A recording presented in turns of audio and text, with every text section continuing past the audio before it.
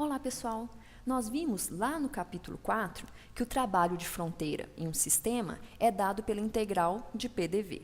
Mas quando nós falamos de trabalho em volumes de controle, como por exemplo em turbinas e compressores, nós não estamos mais falando de trabalho de fronteira, mas sim de trabalho associado a um escoamento. Ou trabalho obtido a partir de um escoamento, como acontece na turbina, ou trabalho fornecido a um escoamento, como é o caso de bombas e compressores.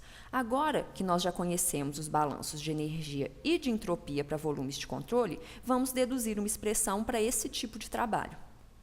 Vamos começar pelo balanço de energia por unidade de massa para um volume de controle com uma entrada e uma saída em regime permanente. Aqui, o balanço está no formato entrada de energia igual a saída de energia.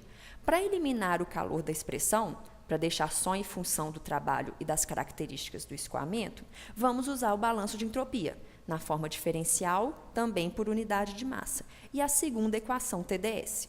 Combinando as duas, nós temos que ΔQ é dH menos VdP menos T vezes o ΔS gerado.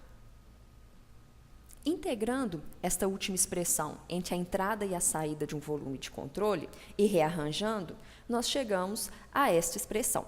Agora, nós vamos voltar ao balanço de energia e vamos manipular a expressão para deixar só o trabalho específico do lado esquerdo da igualdade.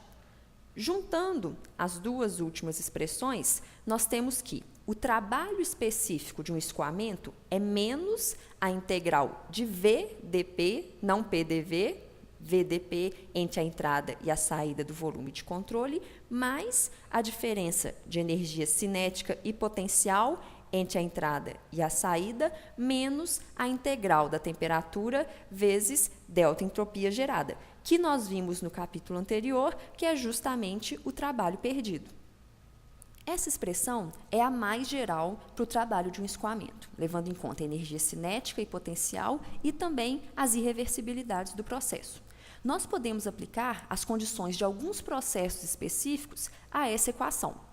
No caso de um escoamento de um fluido incompressível em uma tubulação, por exemplo, onde não é realizado trabalho, o volume específico é constante e, idealmente, não temos irreversibilidades, nós chegamos a essa expressão, que vocês vão ver com mais detalhe em mecânica dos fluidos, que é a equação de Bernoulli, que é justamente a equação da conservação da energia por um fluido. Outro caso que nos interessa particularmente é o trabalho num processo internamente reversível sem variação das energias cinética e potencial. Nesse caso, o trabalho é menos a integral de VdP. Para o trabalho de fronteira em um sistema, nós temos a integral de PDV. E para o trabalho associado a um escoamento, nós temos menos a integral de VdP. O sinal negativo tem a ver com a variação da pressão. Quando a pressão aumenta, o dP é positivo. Trabalho está sendo realizado sobre o sistema, por isso ele é negativo. Quando a pressão do fluxo diminui, como na turbina, o dP é negativo e o trabalho fica positivo. É o volume de controle que fornece trabalho para a vizinhança. Assim como nós fizemos para o trabalho de fronteira num processo politrópico, nós vamos fazer para o trabalho de fluxo em um processo politrópico. Se o processo for internamente reversível, o trabalho por unidade de massa é menos a integral de VdP.